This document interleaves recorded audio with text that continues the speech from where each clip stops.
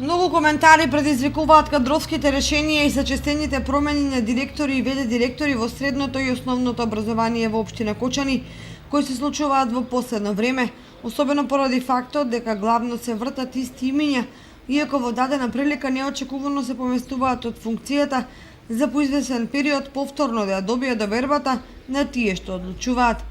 Таков е примерот во средното општинско училиште Гошо Викентиев, каде Петруш Сенесов по 4 годишна заменичка функција повторно ја доби директорската на местото на Димче Сребренов, или во основното училиште Никола Карев, каде раководната функција повторно ја освои Владо Андов. Нови кадровски решенија добија основното училиште Свети Кирил и Методи, каде ВД директор е Даниел Кралев, инаку наставник по хемија со 9 годишно работно искуство. Потоа Крсте Петков Мисирков, каде по двата мандата на местото на Катерина Михајлова, за ВД директор е поставена Милиева Богданова. Овде тече постапката за избор на редовен директор.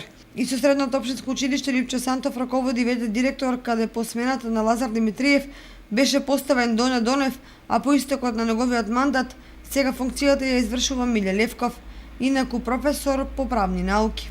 Дали проверените и новите кадровски решенија ќе ги подобрат состојбите во образованието на локално ниво, ќе покаже времето, односно почетокот на новата учебна година.